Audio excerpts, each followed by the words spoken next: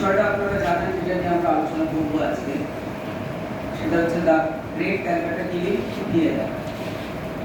এবং আমি প্রথমে ধন্যবাদ জানাচ্ছি ভারতের কমিউনিস্ট পার্টি মার্ক্সবাদী কলকাতা জেলার স্থায়ী পার্টি স্কুলের যারা দায়িত্বে আছেন, তারা আজকের এই পরিস্থিতিতে ভারতবর্ষে এই ধরনের একটা কর্মসূচি নেওয়ার জন্য। আপনাদের আমি যেহেতু বিষয়টা অত্যন্ত জটিল এবং স্পর্শকাতর, সেজন্য আমি গোড়াতে আমি বিষয়টাকে আপনাদের সামনে কিভাবে রাখতে চাইছি তার একটা ছক, তার একটা কাঠামো আপনাদের সামনে প্রথমে দিয়ে দিতে চাইছি, যাতে পরে আপনাদের এই কাঠামোর সাথে নিজেদেরকে যুক্ত করতে সুবিধা। সেটা হচ্ছে 1946-এর দাঙ্গার একটা প্রেক্ষিত ছিল, আমরা সবাই জানি। এবং মূলত 46-এর দাঙ্গা নিয়ে যে সমস্ত বইপত্রগুলো আছে, সেখানে আমরা প্রেক্ষিতটা সবাই মোটামুটি আমাদের কাছে জ্ঞাত বিষয়। তাও ছোট্ট করে একটা প্রেক্ষিত বলার আমি চেষ্টা করি।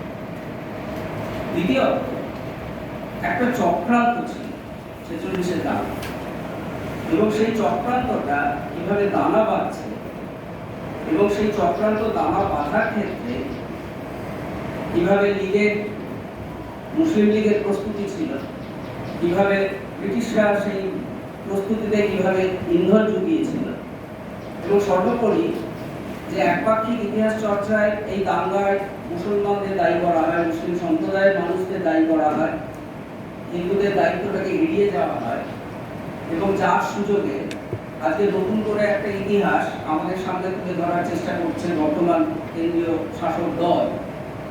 সেখানে হিন্দুদের যে দায় দায়িত্ব, বিশেষ করে হিন্দু মহাসভার যে দায় দায়িত্ব, সেটা তুলে না ধরলে আজকে গোপাল পাঠানের মালায় মালা করতে, এবং এরকম অনেক গোপাল পাঠা আবিষ্কৃত হবে যাদেরকে বীর পূজায় পূজিত করা।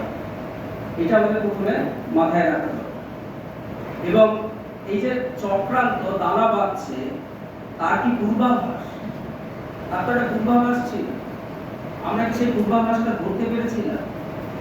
সেই পূর্বাভাসটা কিভাবে ধীরে ধীরে দুটো সম্প্রদায়ের মানুষের মননের মধ্যে রাজনৈতিক দলের নেতৃত্ব ঢুকিয়ে দিচ্ছে, সেটাও আমাদের কিন্তু বুঝতে হবে। সেই পূর্বাভাসটা আদৌ ছিল কিনা, যদি থাকে সেই পূর্বাভাসটা কেমন ছিল। আর সব থেকে সেই সময় কমিউনিস্ট পার্টি যারা নেতৃত্বে ছিলেন, তারা কি এই পূর্বাভাসটা ধরতে পেরেছিলেন?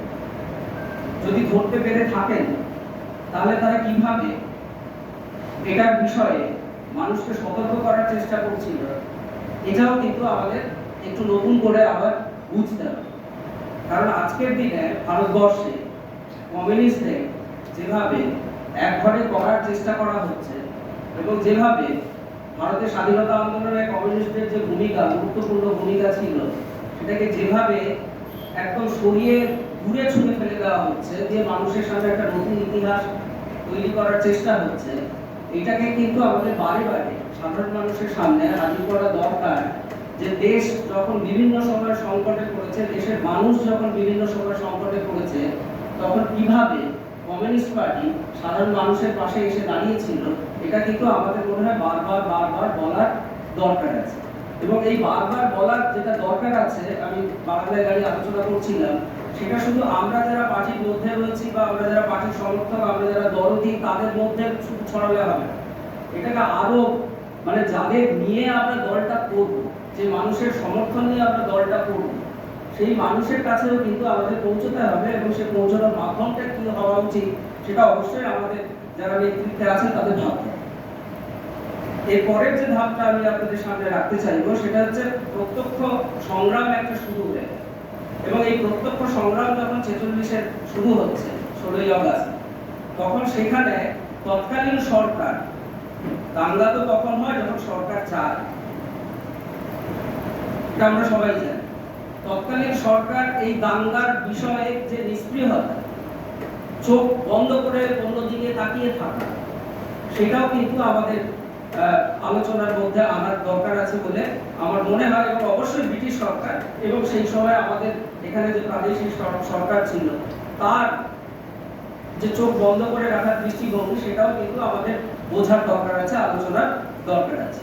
কিন্তু আমি বারবার যে কথাটা বলবো, গণহত্যার 46-এর দাঙ্গায় যে মানুষকে মারা হচ্ছে, হাজার হাজার মানুষকে মারা হচ্ছে, শয়ে শয়ে লাশ রাস্তায় ফুটপাতে পড়ে থাকছে, এই চিত্রটা, বিভৎসতার চিত্রটা একটা চিত্র, কিন্তু সেই সময় সম্প্রীতির চিত্র যেটাকে অস্বীকার করা হয়, সেই সম্প্রীতির চিত্রটা কিন্তু আমাদের বারবার মগজের মধ্যে আনতে হবে এবং সেটাকে ছড়াতে হবে, কারণ ওটাই কিন্তু আসল মানবিক দিক, ওটাই আসল মানবিক দিক। ওটাই, এই সম্প্রীতির চিত্রটাকে যত আমরা বড় করে দেখাতে পারবো, তত কিন্তু আমরা আসলে কি চাই এবং এই সম্প্রীতির চিত্র বা এই সম্প্রীতির পরিবেশ গড়ে তোলার ক্ষেত্রে সেই সময় কমিউনিস্ট পার্টির ভূমিকা কি ছিল সেটা আমাদের বোঝার দরকার আছে।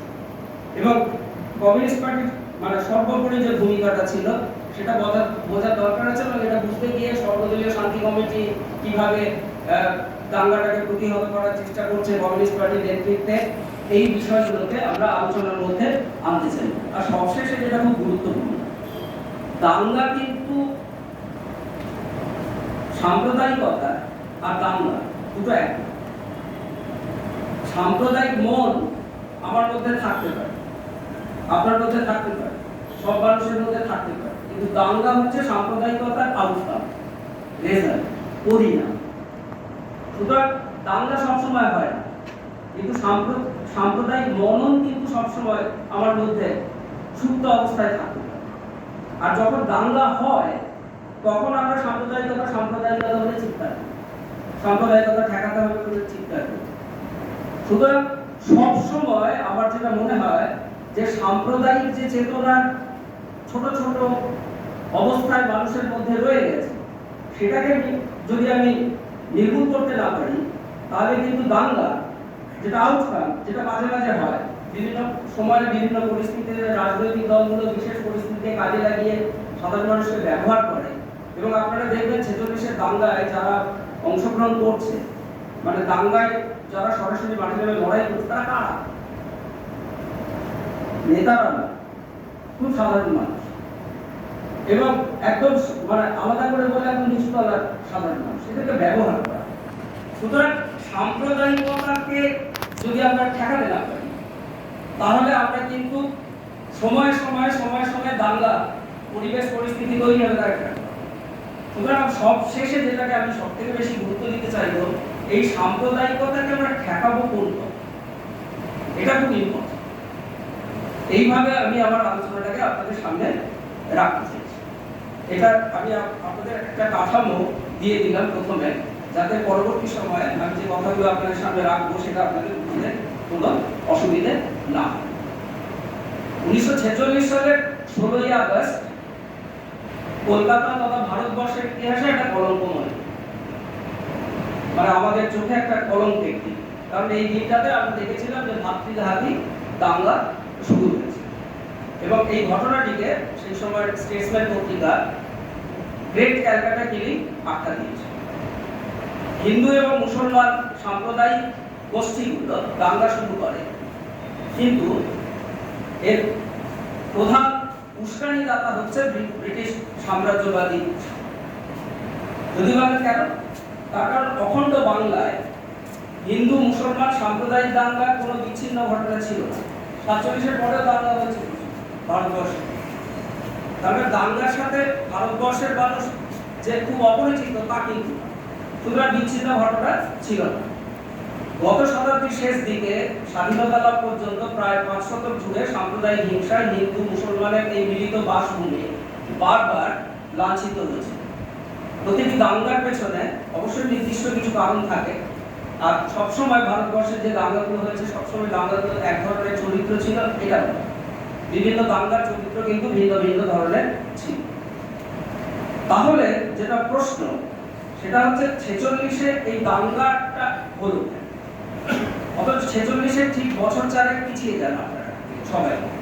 40-এর দশকের গোড়ায় যদি আমরা ইতিহাসটাকে ঘেঁটে দেখি, তাহলে এই সময়টা আমরা কি দেখি? দ্বিতীয় বিশ্বযুদ্ধ তখন শেষ হয়ে আসছে, ব্রিটিশ সাম্রাজ্যবাদ তখন ধীরে ধীরে বুঝতে পারছে যে ভারত থেকে হাত গুটিয়ে নেওয়ার সময় এসছে। সাম্রাজ্যবাদের ভেতরকার সংকট এবং অন্যদিকে দেশ উত্তাল হয়ে উঠছে গণবিক্ষোভ, এবং এই গণবিক্ষোভগুলোর সাথে আপনারাও পরিচিত। এক ভারত ছাড়ো আন্দোলন মোটামুটি সারা ভারতবর্ষের ব্যক্তি জুড়ে হচ্ছে, ধর্মঘট, মানে 46-এর দাঙ্গার ঠিক আগে শ্রমিকদের ধর্মঘটের সংখ্যা রেকর্ড, একটার পর একটা রেকর্ড ভেঙে দিচ্ছে। 45 নভেম্বর এবং 46 ফেব্রুয়ারিতে আজাদ হিন্দ বন্দী সৈনিকদের মুক্তির দাবিতে কলকাতায় যুবরা রাজপথে উত্তাল করে তুলেছে, আর 46 ফেব্রুয়ারিতে নৌবিদ্রোহ। তাহলে এতগুলো গণসংগ্রাম যখন আমরা দেখছি 46-এর ইমিডিয়েট আগে হচ্ছে, তাহলে হঠাৎ করে 1946-এর 16ই আগস্ট এই দাঙ্গাটা হলো।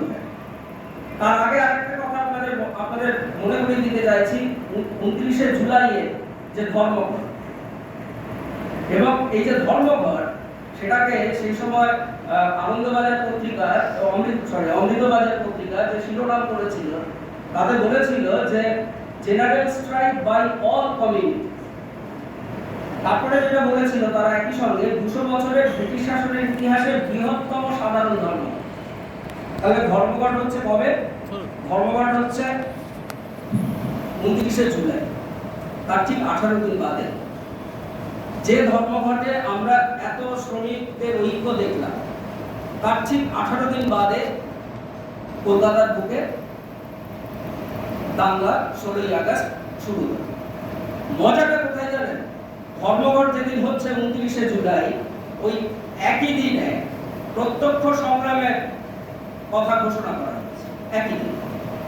অথচ পরের দিনের যে কাগজগুলো, 29শে জুলাই ধর্মঘট, 30 তারিখ খবরের কাগজ বেরোয়নি, 31 তারিখে যখন খবরের কাগজগুলো বেরোচ্ছে, তখন সেখানে ধর্মঘটের কথাটাকে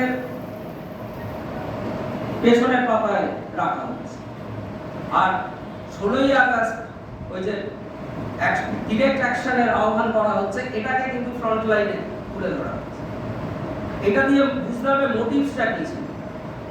এবং কমিউনিস্টরা কিন্তু অবাক হয়ে গেছিল যে অত বড় একটা ধর্মঘট করার পরে, অত বড় সাফল্য পাওয়ার পর 16ই আগস্টের এই দাঙ্গাটা হয় কি করে কলকাতায়।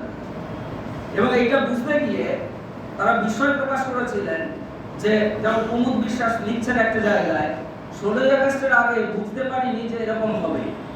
সমর মুখোপাধ্যায় স্বীকারোক্তি করছেন, যদিও আগের দিন মুসলিম এলাকায় প্রচার করি, বৈঠক করি, কিন্তু বিভৎস দাঙ্গা হবে তা ভাবি। কমিউনিস্টদের এই ভাবনার ভিত্তিটা কিন্তু হচ্ছে ওই সাফল্য, ধর্মঘটের সাফল্য। এবং যে কথাটা আমি বলছিলাম যে 31শে জুলাই খবরের কাগজগুলো শিরোনাম করছে, এটা দিয়ে বুঝবেন যে সেই সময় কিভাবে একটা পরিবেশ তৈরি করা হচ্ছে ধীরে ধীরে। 31শে জুলাই লীগপন্থী দৈনিক মর্নিং নিউজ, তার প্রথম যে শিরোনাম হয়, ধর্মঘটের খবরটা আসছে না, প্রত্যক্ষ সংগ্রামের সিদ্ধান্তটা আসছে, দিয়ে বলছে code আনকোড historic decisions made at Bombay. দ্বিতীয় খবর হিসেবে ধর্মঘটের কথা উল্লেখ করা হচ্ছে, এবং তার সাথে বলছে যে এই ধর্মঘটটা যে এতটা সফল হয়েছিল তার কারণ হচ্ছে গুন্ডাদের হুমকি ছিল আর চাপ ছিল। এই জায়গাগুলো দিয়ে বুঝতে হবে যে তৎকালীন সংবাদপত্রগুলোর বোর্ডিংস কি ছিল। এইটাকে মেলান আজকের দিনে দাঁড়িয়ে আমাদের এই সময় ভারতবর্ষ থেকে যে সমস্ত প্রিন্ট মিডিয়া বা ইলেকট্রনিক মিডিয়া কাজ করে, মানুষকে সংবাদ পরিবেশন করে, তাদের সেই সংবাদ পরিবেশনে কোন বিষয়গুলোতে গুরুত্ব থাকে, এইটা দিয়ে কিন্তু গণমাধ্যমের চরিত্র। আর গণমাধ্যমগুলো সবসময় শাসক শ্রেণীর পক্ষে থাকে, এটাই খুব স্বাভাবিক বিষয়। কারণ আজ বিশেষ করে আজকের দিনে যেখানে একটা বিজ্ঞাপন পেলে কোটি কোটি টাকা পাওয়ার সম্ভাবনা থাকে, সেখানে গণমাধ্যম শাসক দলের পক্ষে ওকালতি করবে, এটা খুব স্বাভাবিক বিষয়। তাহলে আমাদের পঞ্চরণ পত্রাও তো আমাদের ভাবতে হবে, আমাদের কথা তো বলবেন, তাহলে আমাদের পঞ্চরণ পত্রাও কিন্তু ভাবতে হবে। তাহলে আমি যে কথাটা বলছিলাম যে সংবাদপত্র যেমন ধর্মঘটের খবরকে সরিয়ে রেখে ওই ডিরেক্ট অ্যাকশনের আহ্বানটাকে হাইলাইট করছে, একই রকম ভাবে মুসলিম লীগ কিন্তু ধর্মঘটকে ওই সময় ভালো চলে যায়। মুসলিম লীগ ওই ঐতিহাসিক ধর্মঘটকে কিভাবে দেখেছিল তার কয়েকটা উদাহরণ আমি আপনাদের সামনে শুধু রাখতে চাইছি। এক, প্রত্যক্ষ সংগ্রাম ঘোষণার খবরটি সব সংবাদপত্রে প্রকাশিত হয়েছিল এবং একটা অশুভ ইঙ্গিত পাওয়া গিয়েছিল। প্রত্যক্ষ সংগ্রামের কারণ হিসেবে লীগ দায়ী করেছিল কংগ্রেসের একরকমই আর ব্রিটিশের বেইমানি। বলা হচ্ছিল মুসলমানদের প্রতি বৈষম্যের প্রতিবাদে এবং স্বাধীন সার্বভৌম পাকিস্তান রাষ্ট্র অর্জনের স্বার্থে প্রত্যক্ষ সংগ্রামের ডাক দিচ্ছে মুসলিম লীগ কাউন্সিল এবং আসন্ন সংগ্রামের জন্য তৈরি থাকতে বলা হচ্ছে মুসলমান। কিন্তু এই প্রত্যক্ষ ঘোষণাটা শুধু প্রত্যক্ষ ঘোষণায় সীমাবদ্ধ থাকছে না। জিন্নার বিবৃতিতে আমরা হুমকি শুরু পাচ্ছি। তিনি বলছেন যে একদিন ব্রিটিশ মেশিন গান আর কংগ্রেস অসহযোগের অস্ত্র দিয়ে আমাদের শাসিয়েছে, এবার আমাদের হাতেও অস্ত্র এসে গেছে। এই যে কোডার্থ অস্ত্র, এটাকে আয়েশা জালাল ব্যাখ্যা করছেন যে এই যে পিস্তলের কথাটা জিন্না বলছেন এটা রূপকার্থে ব্যবহার, মানে আসলে পিস্তল বলতে আমরা যে পিস্তলের কথা বুঝি সেটাকে বোঝেন। কিন্তু পাশাপাশি আয়েশা জালাল আবার তার একই বইতে একটা জায়গায় লিখছেন যে কলকাতাকে পাকিস্তানের মধ্যে পাওয়ার জন্য জিন্না দারুণ হাঙ্গামার মধ্যে যেতে রাজি ছিলেন। দারুণ হাঙ্গামা কোনটা, তাহলে কন্ট্রাডিক্ট। আয়েশা জালাল নিজেই কন্ট্রাডিক্ট করছেন নিজেকে নিজের লেখার মধ্যে। তাহলে এই যে 31শে জুলাই থেকে 16ই আগস্ট মর্নিং নিউজ পত্রিকার পাতা উল্টালে একটা চক্রান্ত যে দানাবাদ ছিল, আমি আমার আলোচনায় যে দ্বিতীয় স্তরে যাচ্ছিলাম, চক্রান্ত দানাবাদ ছিল তার একটা আভাস পাওয়া যায়। আমি পরপর কয়েকদিনের সংবাদপত্রের ঘটনাক্রম আপনাদের সামনে উল্লেখ করছি, শুধু ওই সময়টাকে যাতে ধরতে আপনাদের সুবিধা। 1 আগস্ট নাজিমউদ্দিন মুসলমান যুবকদের আর বিলম্ব না করে মুসলিম ন্যাশনাল গার্ডে যোগ দেওয়ার আহ্বান জানাচ্ছে 1 আগস্ট। 2 আগস্ট জিন্নাকে প্রশ্ন করা হচ্ছে প্রত্যক্ষ সংগ্রামের রূপ কেমন হবে। জিন্না জানাচ্ছে তিনি নীতিশাস্ত্র নিয়ে আলোচনা করতে রাজি চান না। I am not going to discuss ethics. আমাদের এথিক্স কমিটি, ঠিক আছে। 4 আগস্ট মৌলানা আকরাম খান ঘোষণা করছেন পাকিস্তানের জন্য সংগ্রাম শুরু হয়ে গেছে। 5 আগস্ট মুসলিম ইনস্টিটিউটে মুসলিম ন্যাশনাল গার্ডের সমাবেশ, পবিত্র কোরআন এবং ইসলামের নির্দেশ অনুসরণের আহ্বান জানাচ্ছেন নাজিমউদ্দিন। 16 আগস্ট সাধারণ ধর্মঘট এবং হরতাল পালনের আহ্বান জানানো হচ্ছে। 6 আগস্ট 8ই আগস্ট 16ই আগস্ট ছুটির দিন ঘোষণা করা হচ্ছে। 9 আগস্ট প্রত্যক্ষ সংগ্রামের কর্মসূচি ঘোষণা করছেন লীগ নেতা। 11ই আগস্ট প্রত্যক্ষ সংগ্রামের বিশদ কর্মসূচি ঘোষণা করা হচ্ছে। 14ই আগস্ট মুসলিম ন্যাশনাল গার্ডের সদস্যদের 16 তারিখে সকাল 8:30-এর মধ্যে মুসলিম ইনস্টিটিউটে সমাবেত হতে বলা হচ্ছে। তাদের পরনে থাকবে খাকি পোশাক, সালার মাথায় সালার টুপি। 15ই আগস্ট রেলওয়ে কর্মীদের নিয়ে মুসলিম ন্যাশনাল কোর গঠন করা হচ্ছে। লীগ নেতা নুরুল হুদা ঘোষণা করছে আর স্লোগান নয়, এখন চাই অ্যাকশন। আর 16ই আগস্ট আহ্বান জানানো হচ্ছে, মনে রেখো শুক্রবার 16ই আগস্ট প্রত্যক্ষ সংগ্রাম দিবস। দুনিয়াকে দেখিয়ে দিতে হবে মুসলমানরা পাকিস্তান দাবিতে অঙ্গীকারবদ্ধ। দিনটি শান্তিপূর্ণ রাখার আহ্বানও পাশাপাশি রাখা হচ্ছে। তাহলে একটা যে কথা আমরা বলার চেষ্টা করি যে কি ঘটতে চলেছে তার পূর্বাভাস আমাদের সামনে ছিল না, এই কথাটা কিন্তু সত্য না। বা এতক্ষণ আমার আলোচনাটা যারা শুনলেন তারা ভাবতে পারেন তাহলে আমার আলোচনাটা কি একপেশে হয়ে যাচ্ছে, শুধু আমি মুসলমানদের দায়ী করছি, মুসলিম লীগকে দায়ী করছি, তা কিন্তু নয়। এরপরেও কিন্তু কতগুলো আখ্যান আছে, যে আখ্যানটাও আমাদের বোঝার দরকার আছে। তাহলে 16ই আগস্ট কি ঘটতে যাচ্ছে এর একটা পূর্বাভাস আমরা অলরেডি পেতে শুরু করছি যদি আমরা ওই সময়ের সংবাদপত্রগুলো দেখতে। এবং সবথেকে যেটা মজা, 16ই আগস্ট যখন ডিরেক্ট অ্যাকশনের কথা ঘোষণা করা হচ্ছে, 15ই আগস্ট ইউনিভার্সিটি ইনস্টিটিউটের একটি সভায় বামপন্থী ট্রাম শ্রমিক ইউনিয়নের লীগের ডাকা ধর্মঘট সমর্থন করার সিদ্ধান্ত নিয়েছে। এবং কেউ কেউ লীগের মিছিলে যোগদানের পক্ষে মতামত দিচ্ছে, যদি এটা নিয়ে একটু বিতর্ক আছে। কিন্তু শেষ পর্যন্ত সিদ্ধান্ত হয় যে ধর্মঘট হবে, কারণ ধর্মঘটটা যদি না হয় তাহলে শ্রমিকদের মধ্যে যে ঐক্যের পরিবেশ আমরা এতকাল ধরে দেখেছিলাম, তাহলে সেই ঐক্যের পরিবেশটা বিঘ্নিত।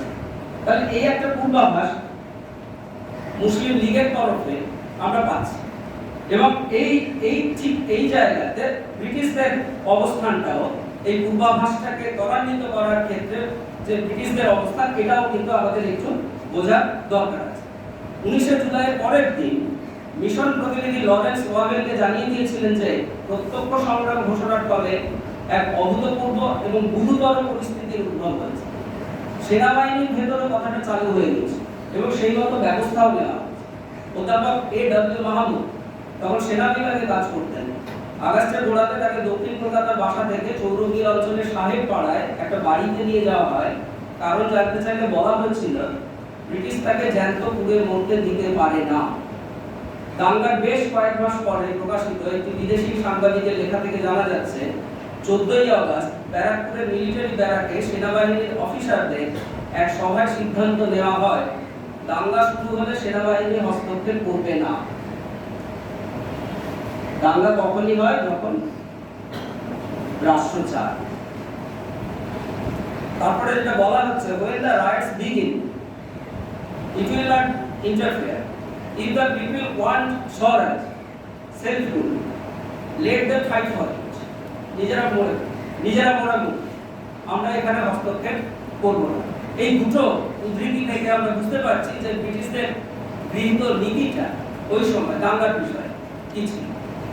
এর পরের যে ন্যারেটিভসটা আপনাদের সামনে রাখবো সেটা হচ্ছে হিন্দু ন্যারেটিভস, যেটা বলা যেটা চর্চা হয় এবং চর্চা হয় না বলে আজকে দাঙ্গার জন্য 46-এর দাঙ্গা থেকে শুরু করে ভারতবর্ষে যা কিছু দাঙ্গা হয় সবই একপেশে ভাবে মুসলিম সম্প্রদায়ের উপরে চাপিয়ে দেয়। এই ন্যারেটিভসটাও কিন্তু আমাদের সবার মাথায় রাখা দরকার এবং এই ন্যারেটিভসটা যত প্রচার হবে যত মানুষের কাছে পৌঁছবে ততই কিন্তু গোপাল পাঠাদের মূর্তিতে মালা দেওয়াটা কমবে। এইটা আমাদের প্রথমে মাথায় রাখা দরকার। ব্রিটিশরা যেটা হিন্দুরা যেটা করেছে লীগ প্রচারিত উর্দু প্রচারপত্রের জবাবে হিন্দু মহাসভাও হিন্দুদের তৈরি হওয়ার ডাক দিয়ে প্রচারপত্র বিলি করতে শুরু করে। হিন্দু সেবক সংঘ নামে একটি সংগঠন পোস্টার বানায়। একটি প্রচারপত্রে লেখা হয়েছিল সাবধান 16ই আগস্ট এই হুঁশিয়ারি দিয়ে। নির্দেশ ছিল লীগের ডাকা ধর্মঘট ভাঙতে হবে, লীগ সরকারের স্বেচ্ছাচারিতার সমুচিত জবাব দিতে হবে হিন্দুদের। পাড়ায় পাড়ায় ক্লাব ব্যায়াম সমিতিগুলোর উপর তখন হিন্দু মহাসভার একটা বিরাট প্রভাব ছিল। আপনারা যদি জয়া চ্যাটার্জি বাংলা ভাগ হল বইটা দেখেন পড়েন তাহলে দেখবেন উনি একদম 274 পাতাতে পরিষ্কারভাবে একটা পরিসংখ্যান দিয়েছেন এবং এই পরিসংখ্যানটা মারাত্মক। আজকে আরএসএস এর এত স্কুল পশ্চিম বাংলায় এই প্রশ্নটা যেমন ওঠা উচিত, কেন হয়েছে কাদের জন্য হয়েছে, একই সময় 1946-এর সময়ে হিন্দু মহাসভার আধিপত্য বাংলার বুকে কতটা ছিল সেটাও কিন্তু আমাদের মানুষের কাছে নিয়ে যাওয়া দরকার এবং তারা কি করেছিল সেটাও মানুষের কাছে পৌঁছানো দরকার। যেমন ধরা যাক আরএসএস এর তখন সদস্য সংখ্যা হচ্ছে 100।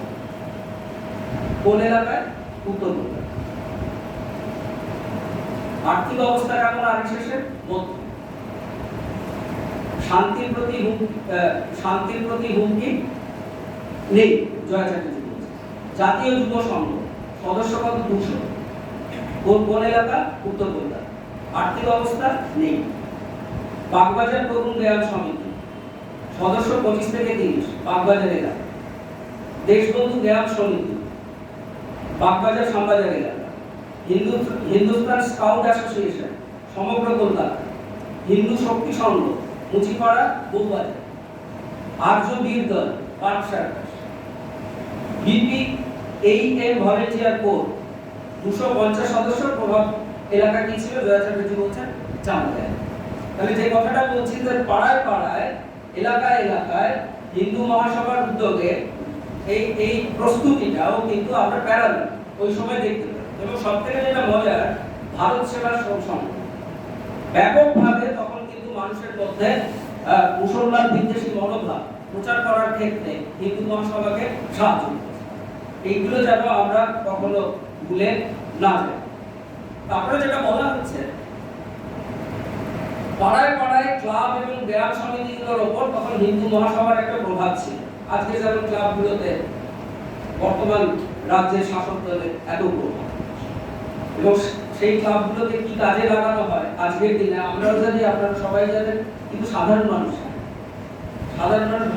ভয়ে বলে না বা চোখ বন্ধ করে রাখে, তাদের দাপটের কাছে মাথা নত করে বসে থাকে। সুতরাং এই পাড়ায় পাড়ায় ক্লাব ব্যায়াম সমিতিগুলির ওপর তখন হিন্দু মহাসভার একটা প্রভাব ছিল। আমি এই কথাটা বলতে গিয়ে একটা কথা আমরা বলতে চাইছি, বলতে এই কোভিড পরিস্থিতিতে এই যে আমাদের রেড ভলেন্টিয়ার, এই রেড ভলেন্টিয়ার্সদের এই যে কাজ, আপনারা সোশ্যাল মিডিয়া খুললে দেখবেন একদল মানুষ, তারা কারা আমি জানি না, তারা ধারাবাহিকভাবে প্রচার করে যাচ্ছে পার্টি তো আর এনজিও নয়, কিন্তু পার্টি 40-এর দশকে বিভিন্ন সমিতিগুলোর মধ্য দিয়ে, বিভিন্ন সমিতির কাজকর্মের মধ্য দিয়ে সাধারণ মানুষের মধ্যে যেভাবে ঢুকতে পেরেছিল, সাধারণ মানুষের কাছে যেভাবে পৌঁছতে পেরেছিল, আজকের দিনে দাঁড়িয়ে কিন্তু রেড ভলেন্টিয়ার্সরা আমাদের পার্টির হয়ে একটা অগ্রণী ভূমিকা নিচ্ছে মানুষের কাছে পৌঁছে। এই যে আমাদের জনবিচ্যুতি যেটা ঘটেছে, সেটা 34 বছর ক্ষমতায় থাকার জন্য হোক বা ক্ষমতায় থাকার কারণে তো নানা রকম অসঙ্গতিগুলো আমাদের মধ্যে আসে, সেটার জন্য হোক, কিন্তু এই যে আমরা নতুন করে পেনিট্রেট করতে পারছি, মানুষ দেখবেন আপনাকে কিন্তু রেড ভলেন্টিয়ার্সরা গ্রুপে, রেড ভলেন্টিয়ার্সের যে গ্রুপ আছে তাতে দেখবেন প্রায় 1.5 লক্ষ সদস্য, এবং সবথেকে যেটা মজার একটা খেয়াল করে দেখবেন এই 1.5 লক্ষ সদস্য হচ্ছে কিন্তু ভোটের পর, বেশিরভাগ কিন্তু ভোটের পরে হচ্ছে। মেম্বারশিপ গুলো যদি আপনারা খেয়াল করে দেখেন, যারা অ্যাডমিন আছেন এখানে যদি তারা কেউ থাকেন, সব কিন্তু ভোটের পর। এবং এই কোভিড পরিস্থিতিতে রেড ভলেন্টিয়ার্সের গ্রুপের সদস্য হচ্ছে এই কারণে তারা জানে এরাই মানুষের কাছে পৌঁছতে পারে বিপদে। এবং আরেকটা যেটা মজা, দেখবেন কত টাকা সাধারণ মানুষ রেড ভলেন্টিয়ার্সদের কিভাবে অর্থ সাহায্য করেছে ধারাবাহিকভাবে। তাহলে এই মানুষগুলো যারা আমাদেরকে অর্থ দিচ্ছে, সাহায্য করছে, তারাই আমাদেরকে যখন ভোট দিচ্ছে না, তখন কিন্তু আমাদের আবার একবার করে ভাবতে হবে যে এটা কেন, এটা কেন, এটাও কিন্তু আমাদের একটু মানে আত্মসমালোচনা বলুন, যাই বলুন, এটা আমাদের বোঝার দরকার। তারপরে যেটা বলা হচ্ছে যে কোনো অঞ্চলে মহাসভা ক্লাবগুলোকে ইউনিফর্ম খেলার সাজ সরঞ্জাম দিয়ে সাহায্য, তো এখন যেমন হয় চেক দিয়ে দিচ্ছে, তারপরে কি হচ্ছে আমরা জানি না, কিন্তু তারপর এই খেলার সাজ সরঞ্জাম বলতে আজকে আবার খেলা দিবস এর কথা মনে করে খেলা হয়। বিভিন্ন আখড়া ক্লাব সমিতির যুবকদের নিয়ে এইভাবে প্রস্তুতি শুরু হয় হিন্দুদের মধ্যে। কোন অঞ্চলে হাত বোমাও তৈরি করে রাখা হয় আগাম প্রস্তুতি হিসেবে। যেসব বেকার ছেলে গোয়েন্দা পুলিশের চর হিসেবে কাজ করত, তাদের কাছ থেকে খবর সংগ্রহ করেছিল পাড়ার দাদারা।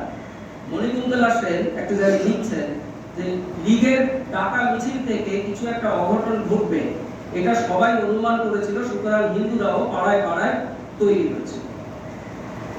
নাম প্রকাশে অনিচ্ছুক এক ব্যক্তির বিবরণ থেকে আমরা জানতে পারছি, শিয়ালদহে বৈঠকখানা অঞ্চলে দপ্তরিদের মধ্যে তখন বেশিরভাগই ছিল মুসলমান।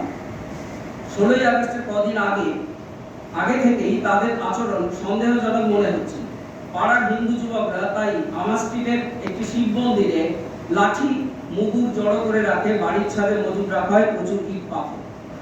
তাহলে আমি যে কথাটা মানে একটু এই জায়গাটা স্কিপ করবো এবার, এত উদাহরণ দিলে মূল যে কথাটা আসতে চাইছি সেখানে আমি প্রচুর করবো। সেটা হচ্ছে তার মানে একটা প্রস্তুতি কিন্তু দুতরফ হয়েছে। এক তো মুসলিম লীগ দল হিসেবে একটা প্রস্তুতি নিয়েছিল, ব্রিটিশ সরকার তাতে মদত দিয়েছিল, চুপ করে থাকবো, তোমরা যা পারো করো, নিজেদের মধ্যে মারামারি করে মরো। আর হিন্দুদেরও একটা প্রচন্ড প্রস্তুতি ছিল, এইটা কিন্তু আমাদের আরো বেশি করে মানুষের কাছে আনা দরকার। এবং এখানে হিন্দু মহাসভার যে একটা গুরুত্বপূর্ণ ভূমিকা ছিল, এইটাও কিন্তু বারবার আমাদের মানুষের কাছে নিয়ে আসার দরকার আছে। এবার যে কথাটা আমি আপনাদের বলতে চাইছি সেটা হচ্ছে কমিউনিস্টরা এই কি আভাসটা পায়নি। এই যখন প্রস্তুতি পর্ব চলছে, আমি যেটাকে বলছি চক্রান্ত দানা বাঁধছে, পূর্বাভাস আছে, কমিউনিস্টরা এই সময়ে তাহলে কিসের পরিচয় দিয়েছে? এই সময়ে যেটা কমিউনিস্টদের মধ্যে থেকে মানে আমরা সেই সময় নেতাদের কাছ থেকে জানতে পারি, তাদের লেখা থেকে জানতে পারি, তারা কিন্তু একটু অবাক হচ্ছে। যেমন গঙ্গাধর অধিকারী একটা জায়গায় লিখছেন যে জনগণ মাত্র কয়েক মাস এমনকি কয়েকদিন আগে সাম্রাজ্যবাদের বিরুদ্ধে তাদের যুক্ত হিন্দু মুসলিম সংগ্রামে অত্যাশ্চর্য ঘটনা ঘটিয়েছে ও ব্রিটিশ প্রভুদের ভেতরে আতঙ্কের তরঙ্গ সঞ্চার করেছে, তাদের বিরুদ্ধে সাম্রাজ্যবাদের প্রতি আক্রমণ হলো দাঙ্গা। তারপরেই বলছেন যে দেশ যে ক্রমশ গৃহযুদ্ধের কিনারার দিকে এগিয়ে যাচ্ছে, এ বিষয়ে পার্টি আগাগোড়া সজাগ এবং বারে বারে পার্টির মুখপত্র স্বাধীনতায় তখন সতর্কবাণী উচ্চারিত হয়েছে। এবং স্বাধীনতার 6/8/46 সালে যে সম্পাদকীয়, তাতে লেখা হচ্ছে যে লীগের খেতাবধারী নেতাদের শিক্ষা দীক্ষা মিলিয়াছে সাম্রাজ্যবাদের আশ্রয়, সেই শিক্ষা দীক্ষা হইতেছে আমলাতন্ত্রের দপ্তরি আইন কানুনের শিক্ষা এবং সাম্রাজ্যবাদের নির্মম শোষণ ও শাসন সমর্থন করিবার দীক্ষা। দেশের কোটি কোটি নিপীড়িত মুসলমান, কৃষক, শ্রমিক এবং গৃহস্থের জীবিকা ও ইজ্জতের সঙ্গে এই শিক্ষা দীক্ষার কোনো যোগ ছিল না। এটাও কিন্তু আমাদের আবার ভাবতে হবে। আমাদের যে শিক্ষা দীক্ষা, এই শিক্ষা দীক্ষার সাথে সাধারণ মানুষের যোগ আমরা কতটা করতে পারছি, এটাও কিন্তু আমাদের একটু ভাবতে হবে। কারণ আমার বারবার যেটা মনে হয়, এই যাদবপুর বিশ্ববিদ্যালয় কাফি আছে, এখানে যাদবপুরের অনেক স্টুডেন্ট আছে, কলকাতা বিশ্ববিদ্যালয় বা জেএমইউ বা হায়দ্রাবাদ ইউনিভার্সিটি বা জামিয়া মিলিয়া ইসলাম বা আলিগড় বিশ্ববিদ্যালয়, এই যে ছাত্র সমাজকে তৈরি করে, এই ছাত্র সমাজ কিন্তু সাধারণ মানুষের চোখে এলিট ছাত্র। এই যে এলিট ছাত্র সমাজ, আমি দোষ দিচ্ছি না, এলিট এই কারণে আমরা ভাবতে পারি, দুভাবে ভাবতে পারি। এক, এলিট এই কারণে যে এরা রাষ্ট্রকে প্রশ্ন করছে, এভাবে ভাবতে। আবার সাধারণ মানুষের দীক্ষায় বা বোঝায়, ও বাবা ওরা তো প্রচুর জানে টানে, ওদের সাথে সামনে দাঁড়ানোটাই মুশকিল। এই যেমন আজকেই আমি ওখানে দাঁড়িয়েছিলাম, আমি এদের দেখে আমি ভাবছিলাম আমি কি বলবো, এরা তো আমার থেকে হয়তো বেশি পড়াশোনা করে, সত্যি করে। কিন্তু এই পড়াশোনাটা যদি মানুষের কাছে পৌঁছানোর পড়াশোনা না হয়, তাহলে কিন্তু আমরা বিপদ। এইটা কিন্তু আমাদের যারা ছাত্র, অগ্রণী ছাত্র সমাজ আছে, যারা আমাদের পার্টির মধ্যে আছে, তাদেরও কিন্তু এটা, আমার এই কথাটা এলো বলে আমার এটা মনে হলো, এটা আপনাদের একটু স্মরণ করিয়ে দিই। সুতরাং কমিউনিস্ট পার্টি ওই সময় কিন্তু যথেষ্ট সতর্ক ছিল, এবং এই সতর্কতার পরিচয় আমরা সেই সময় কমিউনিস্ট পার্টির নেতাদের লেখা বা ওই সময় সংবাদপত্রগুলো যদি দেখি, তাহলে কিন্তু এটা আমরা পাবো। এরপরের যে পর্বটায় আমি যেতে চাইছিলাম, সেটা হচ্ছে প্রত্যক্ষ সংগ্রাম। আমি একটা কথা বলি, প্রত্যক্ষ সংগ্রামের বিবরণটা আপনাদের সত্যি কি খুব জানার দরকার আছে, আপনারা জানেন। প্রত্যক্ষ সংগ্রাম হচ্ছে প্রচুর মানুষ মারা যাচ্ছে, মারছে কে? হিন্দু, মারছে কে? মুসলমান, তাই তো? তার বাইরে তো কেউ মানুষ মারা যাচ্ছে কেন? সাধারণ।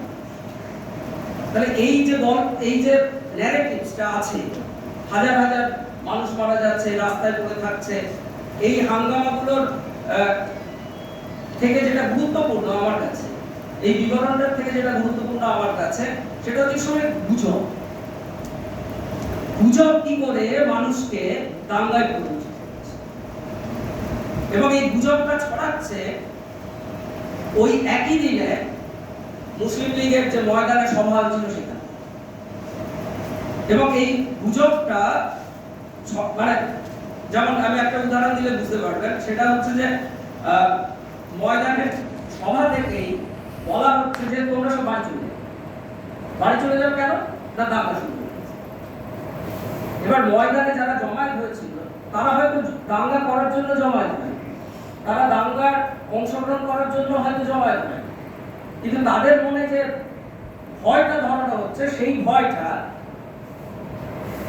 তাদের পরবর্তীকালের আচরণের মধ্য দিয়ে ফুটে উঠছে। সুতরাং এই গুজবটা কিন্তু শুধু হিন্দুরা চালিয়েছিল তা নয়, মানে মুসলমানরা চালিয়েছিল না, হিন্দুরাও চালিয়েছিল। রাস্তাঘাটে গুজব করে, তারপরে দেখবেন যে সকালের দিকে দাঙ্গার বিবরণ সেইভাবে উঠে আসছে না সমকালীন লেখকদের লেখা থেকে, কিন্তু বিকেলের দিকে দেখবেন যে একটা ভয়াবহ আকার নিতে শুরু করছে, যদি আমরা এই বিষয়টাকে ওইভাবে দেখি। সুতরাং জনতাকে উত্তেজিত করা হচ্ছে, মাতিয়ে তোলা হচ্ছে, গুজবকে ব্যবহার করে দাঙ্গা চলে। এবং এই গুজবের ভূমিকা, মানে মহাত্মা গান্ধীর উত্থানের ক্ষেত্রে রাইজ টু পাওয়ার, আমরা যখন আলোচনা করি, ইতিহাসের ছাত্রদের পড়াই, যারা ইতিহাসের ছাত্ররা জানেন, সেখানে আমরা সেই গুজবের ভূমিকা, গান্ধী দেবতা, গান্ধী অ্যাজ মহাত্মা, গান্ধী মহাত্মা লেভেলে চলে গেছে। সুতরাং উনি যা বলবেন তাই ভুল।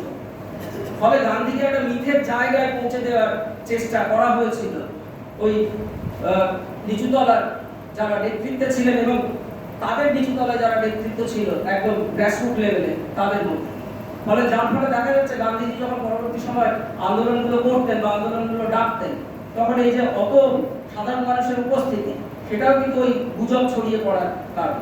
সুতরাং 46-এর দাঙ্গায় একটা গুজবের বিশাল ভূমিকা ছিল বলে আমার নিজের মনে হয়েছে।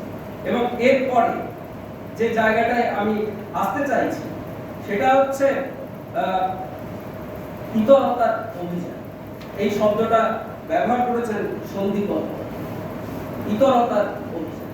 এবং এই যে ইতরতার অভিযান, এই ইতরতার অভিযানে ওই সময়ের কাগজগুলো যদি আমরা দেখি, তাতে দেখা যাবে যে ক্যালকাটা আন্ডার মব রুল,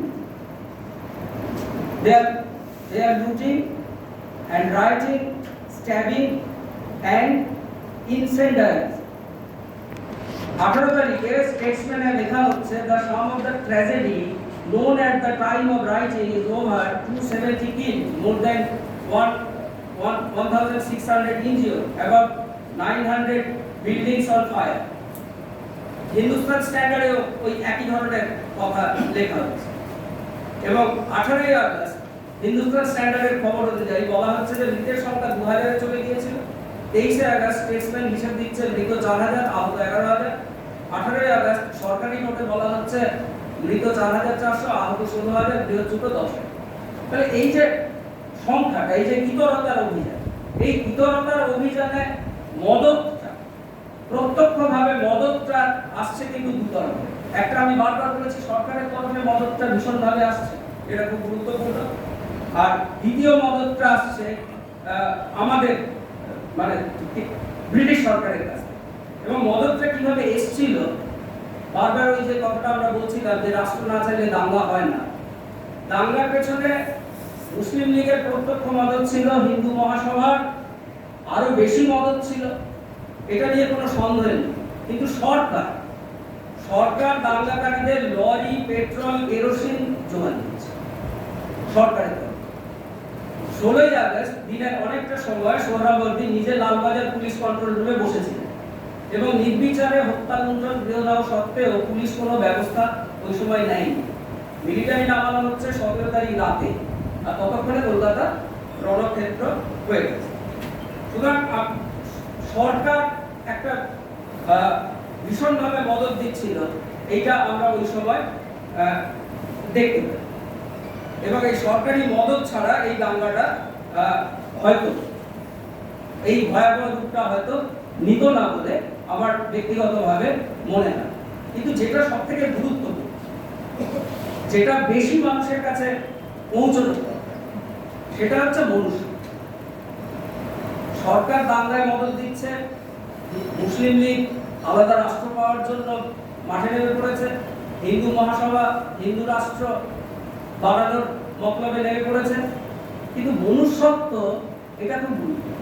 এবং এই যে মনুষ্যত্বের ক্ষেত্রটা দাঙ্গার সময়, এখানে কিন্তু আমরা বারবার দেখব যে কমিউনিস্ট পার্টির একটা গুরুত্বপূর্ণ ভূমিকা ছিল। কিন্তু কমিউনিস্ট পার্টির বাইরে সাধারণ মানুষ, সে হিন্দু হতে পারে, সে মুসলমান হতে পারে, সে শিখ হতে পারে, খ্রিস্টান হতে পারে, সাধারণ মানুষ কিন্তু সংঘবদ্ধভাবে এই দাঙ্গা প্রতিরোধে এবং ভিন্ন ভিন্ন সম্প্রদায়ের মানুষকে বাঁচানোর জন্য প্রত্যক্ষভাবে নিজেদের জীবনের ঝুঁকি নিয়েছে। কয়েকটা শুধু উদাহরণ দেব। 16 থেকে 19 আগস্ট বলা হচ্ছে যে শহর জুড়ে যখন চলছে ইতরতার, অমানুষতার অভিযান, কোন কোন অঞ্চলে তখন অসাধারণ সাহসের পরিচয় দিয়ে দাঙ্গাবাজদের বিরুদ্ধে রুখে দাঁড়িয়েছিলেন সাধারণ মানুষ। কয়েকটি অঞ্চলে দুই সম্প্রদায়ের মানুষ মিলেই গঠিত হয়েছিল প্রতিরোধ কমিটি। যুবকরা সারা রাত পাহারার ব্যবস্থা করে, ইট, পাথর, লাঠি মজুদ রাখা হয় গুন্ডাদের মোকাবিলা করার জন্য। নিজের জীবন দিয়ে দাঙ্গার বিরোধিতা করেছিলেন এমন মানুষ সেদিন ছিল কলকাতায়। আলিপুর কোর্টের অতিরিক্ত জেলা জজ মনীন্দ্রনাথ বন্দ্যোপাধ্যায় গুন্ডাদের হাত থেকে একটি ছেলেকে বাঁচাতে গিয়ে 17 আগস্ট ছুরিকাহত হন। 25 আগস্ট মেডিকেল কলেজে তার মৃত্যু হয়। মৃত্যুর আগে তিনি বলেছিলেন, আমার জীবনের বিনিময়ে প্রিয় দেশবাসীর কাছে আমার একটাই প্রার্থনা, এই সাম্প্রদায়িক দাঙ্গাই যেন শেষ দাঙ্গা হয়। মডার্ন রিভিউ 1946 সেপ্টেম্বরে প্রকাশিত একটা ছবিতে দেখা যাচ্ছে যে হিন্দু পাড়ায় আশ্রিত কয়েকটি মুসলমান পরিবারকে সেনাবাহিনী নিরাপদ জায়গায় নিয়ে যাচ্ছে। সম্পাদক লিখেছেন যে মুসলমান পাড়ায় হিন্দুদের আশ্রয়দানের কাহিনীও আছে, এমন ছবি পাওয়া যায়নি বলে ছাপা যায়নি। ছবি না পাওয়া গেলে দাঙ্গা থেমে যাওয়ার পর বিভিন্ন মানুষের যে অভিজ্ঞতা, সেই অভিজ্ঞতা থেকে এই ধরনের পাশে দাঁড়ানোর যে বিপদ আমরা ওই সময় পেতে পারি। যেমন বউবাজার অঞ্চলে নিজের জীবনের ঝুঁকি নিয়ে এক প্রতিবেশী মুসলমান পরিবারকে বাঁচিয়েছিল চিত্রাভিনেত্রী সৌম্যা। এক গুজরাটি ব্যবসায়ী তার বাড়িতে কয়েকজন কমিউনিস্টকে আশ্রয় দিয়েছে। গুন্ডারা বারবার হুমকি দেওয়া সত্ত্বেও মাথানত করেনি এই অরাজনৈতিক মানুষ। পাটসাকাশে কমিউনিস্ট নেতা ডক্টর গনি কয়েকটি ধোবি পরিবারকে আশ্রয় দেয়। এই দৃষ্টান্তে অনুপ্রাণিত হয়ে কয়েকটি মুসলমান পরিবার হিন্দুদের সাহায্যে এগিয়ে আসে। ভবানীপুরে একটি ব্রাহ্মণ একটি মুসলমান ছেলেকে আশ্রয় দিয়েছে। গুন্ডারা ছেলেটিকে চাইলে তিনি বলেন তাকে হত্যা না করে ছেলেটির গায়ে হাত দেওয়া যাবে না, আর তাকে হত্যা করলে ব্রাহ্মণের যা অস্ত্র ব্রহ্মপাপ বলেছে। গুন্ডারা ভয় পেয়ে পালিয়ে গিয়েছে। সাম্প্রদায়িক বলে চিহ্নিত দলগুলো যখন আমরা ওই সময় তাদেরকে চিহ্নিত করছি, মুসলিম লীগ মানে সাম্প্রদায়িক আর মুসলমান মানেই সাম্প্রদায়িক, তখন কিন্তু দাঙ্গার বিরুদ্ধে রুখে দাঁড়িয়েছিল এমন কিছু ব্যক্তি যারা মুসলিম লীগের সদস্য ছিল। পাটসাকাশে লীগ নেতা লাল মিয়া কয়েকটি হিন্দু পরিবারকে নিরাপদ জায়গায় পৌঁছে দেওয়ার দায়িত্ব নিয়েছে। আবার একই রকম চিত্র পাচ্ছি হিন্দু মহাসভার দু এক ব্যতিক্রমী নেতার মধ্যে, যেমন দেবেন্দ্র মুখোপাধ্যায়, তার বাড়িতে আশ্রয় দিয়েছিলেন কয়েকজন মুসলমান। এইরকম চিত্রগুলো কিন্তু আমরা শিখরাও ওই সময় কিন্তু প্রচুর মুসলমানকে রক্ষা করেছিল। যেমন গরচা বস্তিতে গুরদাস সিং এর নেতৃত্বে হিন্দু শিখরা মিলে প্রায় 200 জন মুসলমানকে রক্ষা করেছিল। আবার অ্যান্টনি বাগানে কিছু হিন্দুকে বাঁচান মুসলমান প্রতিবেশী। এই চিত্রগুলো আছে, কিন্তু সবথেকে যেটা উজ্জ্বল চিত্র সেটা হচ্ছে ট্রামলাইন শ্রমিকদের অবস্থা। ট্রামলাইন শ্রমিকরা যারা তখনও কমিউনিস্ট পার্টির মতাদর্শের অনুসারী ছিলেন, দক্ষিণ কলকাতার গ্লোবাল লেনে ট্রাম শ্রমিকদের বেশে কয়েকজন মুসলমান শ্রমিককে আটকে পড়েছিলেন এবং তাদেরকে নিরাপদ জায়গায় রেখেছিলেন। আবার ভিক্টোরিয়া কলেজে হিন্দু শ্রমিকরা তাদের নিরাপদ জায়গায় পৌঁছে দিন। ছাত্রীরা যখন আটকে পড়েছিল তখন স্থানীয় মুসলমান গুন্ডারা তাদের আক্রমণ করার চেষ্টা করলে তখন এই ট্রাম শ্রমিকরা, তাদের মধ্যে মুসলমান আছে, দর্বি, রেজ্জা, কিসাব, তারা কলেজের গুন্ডাদের বাধা দিয়েছিল যাতে ছাত্রীদের গায়ে হাত দিতে না পারে। বেলগাছিয়ায় শ্রমিকরা মুসলমান বস্তির ওপর আক্রমণ ঠেকিয়ে দিয়েছে। সুতরাং এই যে ট্রাম শ্রমিক ইউনিয়ন, তাদের যারা সদস্য ছিলেন, তাদের যে ইতিবাচক এবং গৌরবোজ্জ্বল ভূমিকা, সেইটা কিন্তু আমরা এই সময় দেখতে পাই। এবং এর সাথে সাথে আমরা যেটা দেখতে পাই সেটা হচ্ছে কমিউনিস্ট পার্টির একটা গৌরবোজ্জ্বল ভূমিকা। আমি এই কমিউনিস্ট পার্টির ভূমিকাটা আপনাদের সাথে বলে সময় নষ্ট করাটা ঠিক হবে না, কারণ এটা আপনারা সবাই বলতে জানেন, নিজেরা এগুলো আশা করি পড়েছেন। সেটা হচ্ছে জ্যোতিবাবু যতটুকু মনে পড়ে, বা অঞ্জন বসুর বই, বা ওই সময় বিধানসভায় জ্যোতিবাবুর যে বক্তব্য, এগুলো দেখলে কিন্তু আমরা একটা গৌরবোজ্জ্বল ভূমিকা দেখতে পাই। কিন্তু একটা কথা শুধু আমি আপনাদের বলব, যে শান্তি বাহিনী কমিটি যখন গঠন করার কথা বলা হচ্ছে, তখন কিন্তু শ্যামাপ্রসাদ মুখোপাধ্যায়, যেহেতু শান্তি বাহিনী কমিটিতে কমিউনিস্টরা আছে, শ্যামাপ্রসাদ মুখোপাধ্যায় কমিটিতে থাকতে চান, এটা মানুষ চান। এবং যখন পুনর্বাসনের প্রশ্ন এলো এবং সাম্প্রদায়িক সম্প্রীতি কিভাবে ফিরিয়ে আনা যায়, যখন এটাই সবথেকে বড় প্রশ্ন হলো, তখন কিন্তু এই কমিউনিস্ট পার্টি সবথেকে গৌরবোজ্জ্বল ভূমিকা ওই সময় নিয়েছিল। এবং জ্যোতিবাবু বলছেন যে 16ই আগস্ট দাঙ্গা শুরু হওয়ার পর পার্টি একটা সর্বদলীয় কেন্দ্রীয় শান্তি কমিটি গড়ার কথা ভাবছিল। যখন 1947 সালে গান্ধীজি বেলেঘাটে তখন ক্যাম্প করে আছেন, আপনারা সবাই জানেন যে 1947-এর 15ই আগস্ট যখন দেশ স্বাধীন হচ্ছে, দিল্লিতে উৎসব হচ্ছে, তখন গান্ধীজি কিন্তু কলকাতায়। এবং কলকাতায় কেন ছিল, এই প্রশ্নটাও কিন্তু বারে বারে ঘুরে ফিরে আসে। কলকাতায় এই কারণে ছিলেন, মানে আমার যদি বোঝার ভুল না হয়, সেটা হচ্ছে একটা বাঙালি আইডেন্টিটি, বাঙালি সত্তা যেভাবে এই সময় ভেঙে দেওয়ার চেষ্টা করা হচ্ছে, সেই বাঙালি আইডেন্টিটি, বাংলা ভাষার কথা বলে সবাই, এইটা কিন্তু তিনি মনে হয় মন থেকে মেনে নিতে পারেন, যার জন্য পাঞ্জাবে না থেকে তিনি কলকাতায় আশ্রয় নিয়েছিলেন এবং দিনের পর দিন এখানে তিনি ছিলেন। যাই হোক, 1947 সালে গান্ধীজি বেলেঘাটায় যখন ক্যাম্প করে আছেন, তখন তার সঙ্গে বিভিন্ন দল এবং সংগঠনের প্রতিনিধিরা অবিরাম দেখা করছে। পার্টির নির্দেশে ভূপেশ গুপ্তকে নিয়ে আমিও গান্ধীজির সঙ্গে গিয়ে দেখা করলাম এবং এই প্রশ্নে তার উপদেশ চাইলাম। গান্ধীজি বললেন, একটি সর্বদলীয় কেন্দ্রীয় শান্তি কমিটি গঠন এবং একটি সর্বদলীয় কেন্দ্রীয় মিছিল সংগঠিত করার এই মুহূর্তে প্রধান কাজ। আমরা সর্বদলীয় শান্তি কমিটি গঠনে লেগে গেলাম। সুরাবর্দীর সঙ্গে যোগাযোগ করে সমস্ত রাজনৈতিক দলের নেতাদের এক বৈঠকে বসানোর ব্যবস্থা হলো। সুরাবর্দীর বাড়িতে বৈঠকের ব্যবস্থা হলো। পার্টির পক্ষ থেকে আমি, ভূপেশ গুপ্ত এই বৈঠকে উপস্থিত ছিলাম। কংগ্রেসের পক্ষ থেকেও কয়েকজন নেতা উপস্থিত ছিলেন। হিন্দু মহাসভার প্রতিনিধি হিসেবে ডক্টর শ্যামাপ্রসাদ মুখার্জি এবং মুসলিম লীগের প্রতিনিধি হিসেবে মুখ্যমন্ত্রী সুরাবর্দী আলোচনায় অংশগ্রহণ করেন। তাছাড়া শিখ সম্প্রদায়ের প্রতিনিধিরাও উপস্থিত ছিলেন। সর্বদলীয় শান্তি কমিটি গঠন এবং শান্তি মিছিলের প্রশ্ন নিয়ে আলোচনা হলো।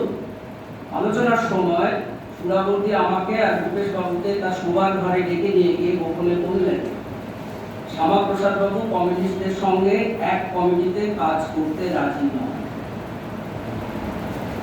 মনোভাব, তাহলে সম্প্রীতি আসুক, সম্প্রীতি ফিরুক, এটা ওই সময় হিন্দু মহাসভার নেতারা কোনোভাবে চাননি। আর গৃহযুদ্ধের বিরুদ্ধে ভারতের কমিউনিস্ট পার্টির বাংলা কমিটির যে প্রস্তাব 25শে সেপ্টেম্বর 1946, এই প্রস্তাবে অনেক কথা লেখা আছে। আমি কয়েকটা জায়গা আপনাদের শুধু পড়ে শোনাচ্ছি, আজকের দিনে এটা প্রাসঙ্গিক। কলকাতা এবং ঢাকায় এখনো হিন্দু এবং মুসলমান পরস্পর পরস্পরের বুকে ছুরি মারিতেছে, পরস্পর পরস্পরের ঘরে আগুন জ্বালাইতেছে। আজও হিন্দু মহল্লায় মুসলমান নির্ভয়ে প্রবেশ করিতে পারে না, মুসলমান মহল্লায় হিন্দু নির্ভয়ে প্রবেশ করিতে পারে না। এখনো সরকারি সৈন্য এবং পুলিশের পাহারায় ট্রাম এবং বাস চালাইতে হয়।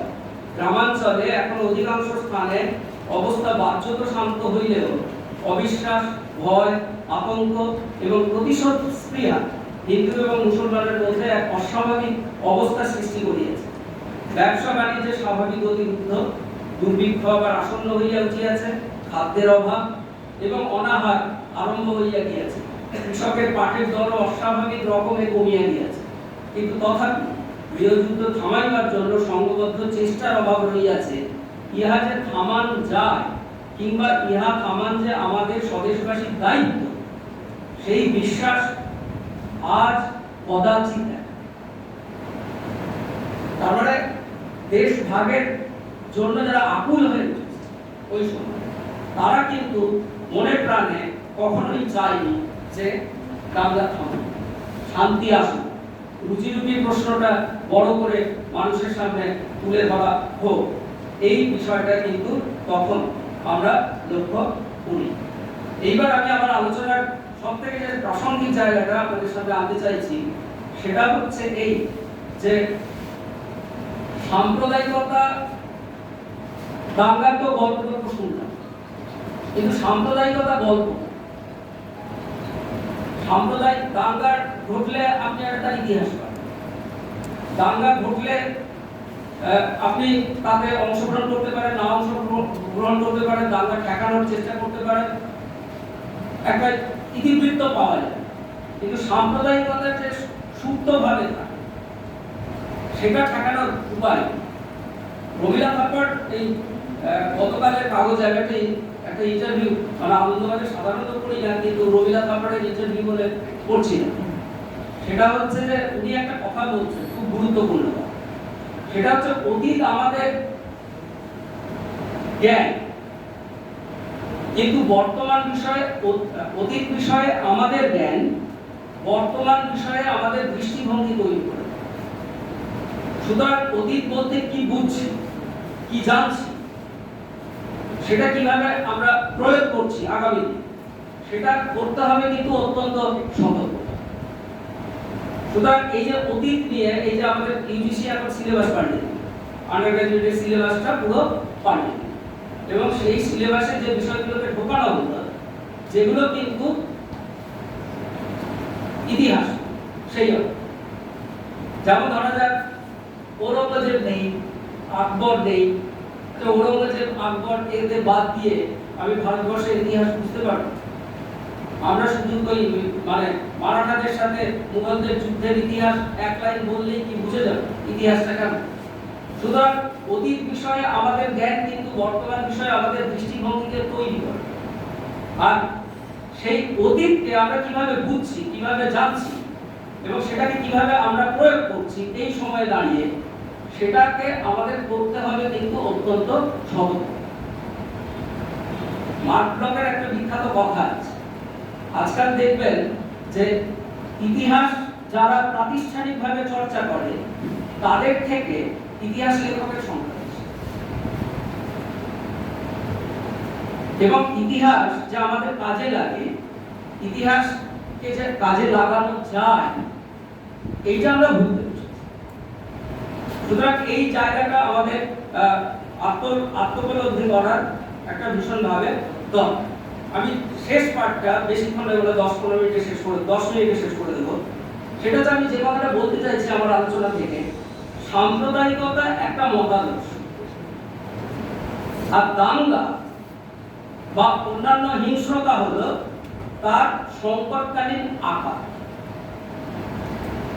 আকস্মিক ফেটে পড়া সাম্প্রদায়িক দাঙ্গা বা সন্ত্রাস হাজার হাজার প্রাণ কেড়ে নিয়ে খবরের শিরোনাম দখল করে, যখন শিরোনাম দখল করে তখনই আমাদের সেদিকে চোখ ফেরাতে বাধ্য। তাহলে দাঙ্গা যখন ঘটে তখন আমাদের মনে হয় যে একটা সাম্প্রদায়িক পরিমণ্ডল আছে, আর দাঙ্গা সবসময় ঘটে।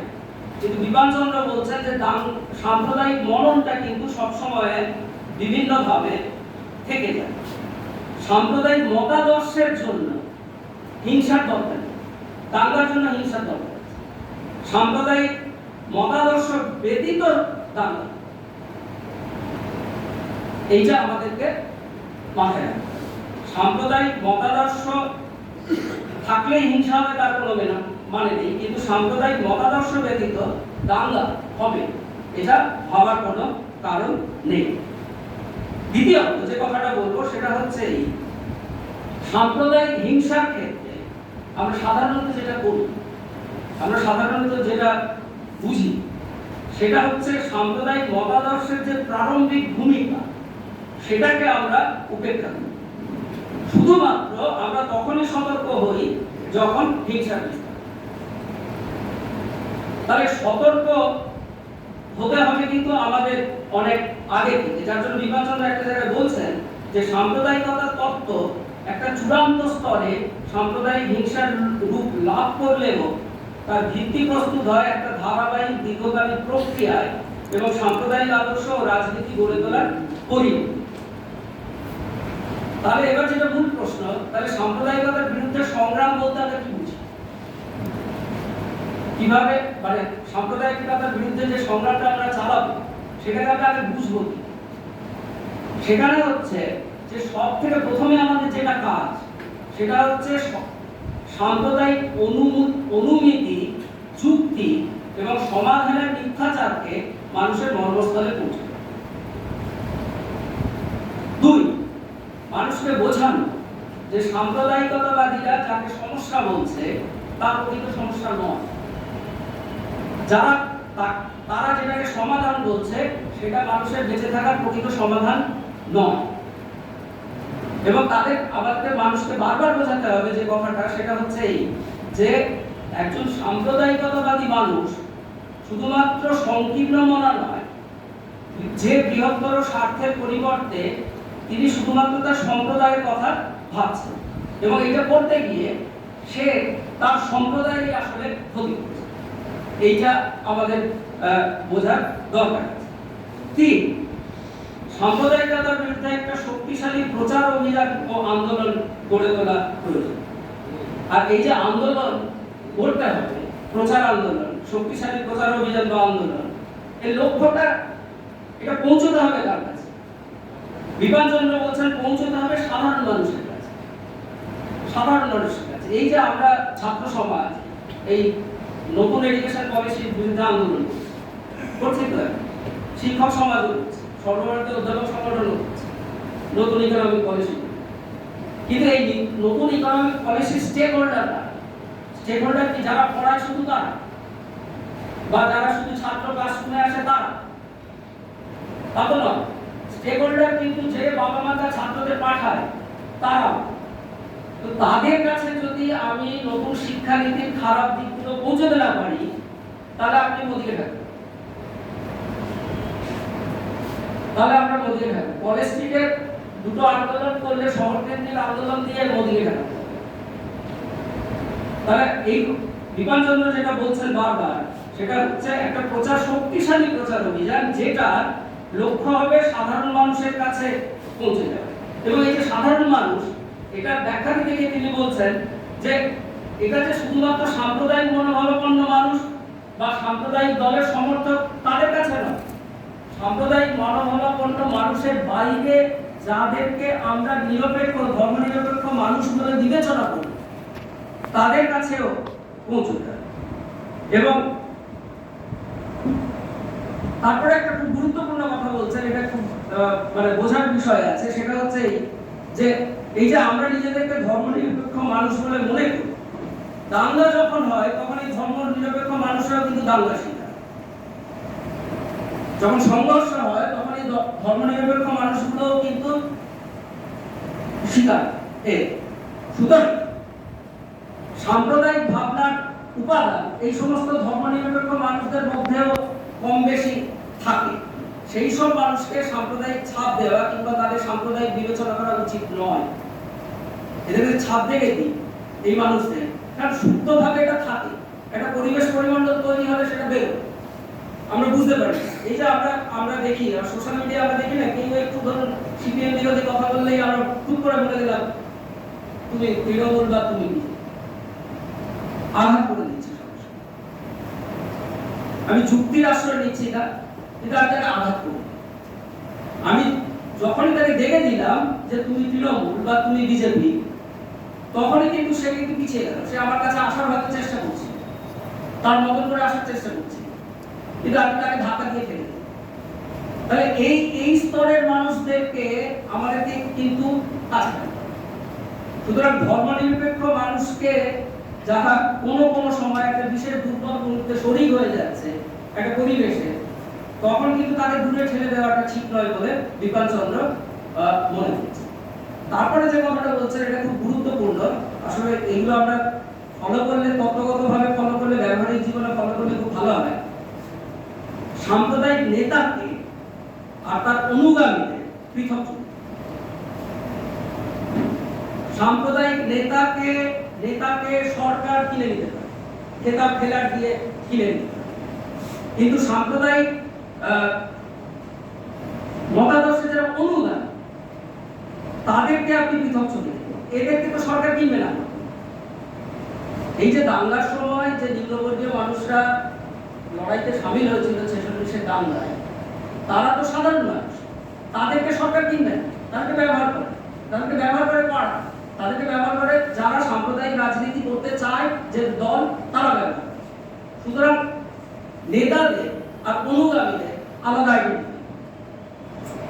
অনুগামীদেরকে আপনি আপনার পক্ষে আনার চেষ্টা করুন, নেতাদের আপনি পারবেন, কারণ সরকার তাদের খেতাব খেলার দিয়ে বসিয়ে দেবে, বিধান পরিষদ হবে এখন একজন বসে দেবে। এইটা কিন্তু আমাদের মাথায় রাখা দরকার। আর দুটো কথা বলে আমি শেষ করে দেব, সেটা হচ্ছে ধর্মীয় সংখ্যালঘুরা বৈষম্য, বৈকল্য এবং আরো নানা রকম আশঙ্কা, দুশ্চিন্তায়, দুর্ভোগের মধ্যে থাকে। সব নিরপেক্ষ মানুষ ও শক্তির কর্তব্য হলো সংখ্যালঘু ও তাদের স্বার্থ রক্ষা এবং তাদের উদ্বেগ, ভীতি দূর করা। কিন্তু তার অর্থ এই নয় সংখ্যালঘু সাম্প্রদায়িকতাকে উপেক্ষা কিংবা তার প্রতি নরম সহনশীল দৃষ্টিভঙ্গি গ্রহণ করা। এটা বলে কেন? তার ব্যাখ্যা দিতে গিয়ে বলছেন যে সংখ্যাগুরুর সাম্প্রদায়িকতার বিপদ আমাদের চোখে পড়ে, কিন্তু সংখ্যালঘু সাম্প্রদায়িকতার বিপদ আমাদের সবসময় চোখ পড়ে। সুতরাং কোনো অবস্থাতে এই সংখ্যালঘুদের সাম্প্রদায়িক নেতৃত্বের হাতে এই সাধারণ মানুষকে অনুগামীদের তুলে দেওয়া উচিত না, যাতে তারা সেটাকে ব্যবহার করতে পারে। সুতরাং এইটা বলে আর একটা কথা বলেই আমি আপনাদের শেষ করছি, সেটা হচ্ছে ধর্মের যে সাম্প্রদায়িককরণ আমাদের দেশে ঘটছে, এটার বিরুদ্ধেও আমাদের সজাগ থাকতে হবে। কারণ ধর্ম থেকে সাম্প্রদায়িকতার আভাস পেতে পারে, কিন্তু ধর্ম মানেই সাম্প্রদায়িক, ধর্ম মানেই কিন্তু সাম্প্রদায়িকতা নয়। এই ব্যাপারে আমাদের সতর্ক থাকতে হবে। কিন্তু আমাদের দেশে এই মুহূর্তে যেটা ব্যাপকভাবে করা হচ্ছে সেটা হচ্ছে ধর্মের সাম্প্রদায়িক।